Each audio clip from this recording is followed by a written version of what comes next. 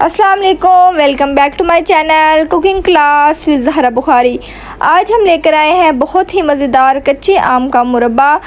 ये बाज़ार से भी ज़्यादा मज़ेदार बनकर तैयार होगा और घर में बिल्कुल आप फटाफट इसे तैयार कर सकते हैं। तो चलिए करते हैं रेसिपी का आगाज़। अगर वीडियो पसंद आए तो चैनल को सब्सक्राइब कर लें और बेल को भी प्रेस कर लें ताकि हमारी हर न्यू अपलोड आप तक बआसानी पहुँच सके। तो चलिए करते हैं स्टार्ट। बिस्मिल्लाहिर्रहमानिर्रहीम। अस्सलाम वालेकुम व्यूअर्स, के हाल है? ठीक हो? इंशाअल्लाह मेरे सारे भैणा भाई बिल्कुल ठीक ठाक हो सन। अल्लाह पाक दे करम नाल असी भी बिल्कुल ठीक हाँ। अज असी बड़ी ज़बरदस्त रेसिपी लैके आया। अज असी बनसा जी अंब का मुरब्बा, कच्चे अंबां का मुरब्बा। तो इस तरीके नाल मैं सारे उदों कटिंग करा लीए जितों मैं लैन उन्होंने कोलों कटिंग करा ली। पिछे मैं अल्लाह तुहानूं विखाण वास्ते रखा कि इस तरीके नाल तुसी इसदी उत्तों छिलकी उतार लेनी। जिसका मुरब्बा बनींदा ना उसके छिलके उतार लेने इस तरीके नाल। ठीक हो गया। ये जेड़े बड़े आन ना, कोई तो छोटे आन तो जेड़े बड़े बड़े आन ना उस मैं विचों हाफ हाफ ना इस तरीके नाल इन्होंने हाफ हाफ कर लिया, थोड़ा छोटा कर लिया। कोई बंदे दूसरे तरीके नाल भी कटिंग कर देन, इस तरीके नाल भी कर देन, हाफ हाफ इस तरह भी कर लेंदे। जिस जिस तरह थानू पसंद लगे तुसी इस तरह कटिंग कर ले है। ठीक है, तो वीडियो शुरू करते हैं। इंशाल्लाह बहुत जल्दी बन के तैयार होंदा तो बहुत मजे का भी होंदा। बच्चे रख देता, पानी थोड़ा खुला ही रखना। मैं पानी बॉयल आ गया। इसके अंदर मेरे 2 किलो अंबे नो इन्हन मैं जरा ते कटिंग इन्हां दी कर लईए ते इन्हां अंदर डाल देने।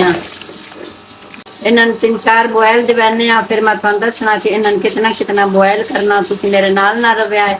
इंशाल्लाह बहुत मजे का बन के तैयार हो सी। मैं हर एक छोटी छोटी चीज दसा किस तरह तैयार करना। जी माशाल्लाह हम ना बिल्कुल गल गए ना। चेक भी करा देनी, कच्चे नहीं रखने। अगर तुसी कच्चे रख सो थोड़ा मुरब्बा जड़ा मजे का ना बन सी। ऐ वाली चीज बिल्कुल तरीके नाल देख लो तुसी अच्छे तरीके नाल, ताकि फिर थानू कोई परेशानी ना होवे। इस तरीके नाल कटिंग हो गई। ठीक है, है वाली चीज तुसी बिल्कुल ये रखनी। अगर कच्चे रखसो तो शीरे ते बिल्कुल भी ना पकसन, सख्त सख्त रासन।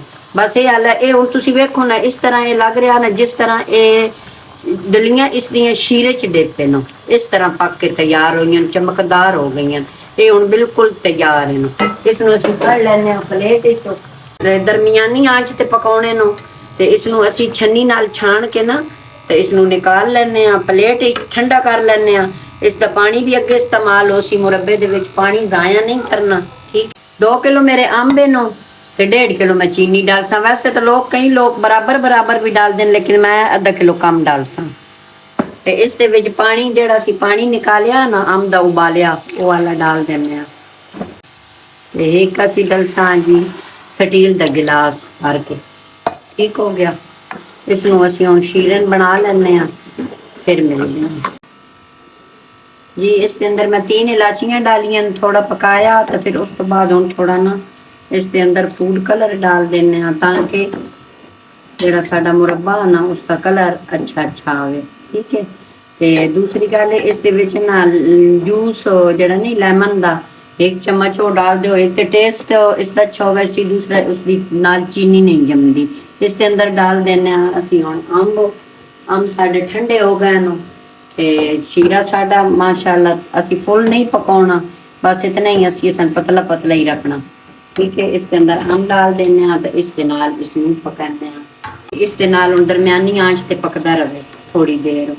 जेड़ा मैं फूड कलर डालिया ना ये मेरा जलेबी कलर है।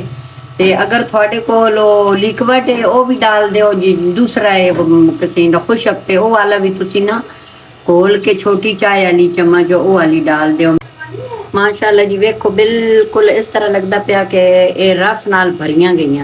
आए वाली इसकी लुक होंदी। ठीक है, वो जड़ा कच्चा रखना होंदा ना वो फिर सारा खराब करदा वे। बिल्कुल कच्चा उसका मजा नहीं आंदा। आए वाली चीज ठीक हो गया। इस दे विच मैं थोड़ा नारियल कट के डालिया ते थोड़ी जी किशमिश डाली ते इसकी मैं तुहानू फाइनल लुक किस तरीके नाल विखासा जी। चूल्हा बंद कर दिता, बिल्कुल तैयार हो गया। ते ए वाला मैं तुहानू चेक करा दिया, बिल्कुल गाढ़ा गाढ़ा हो गया है।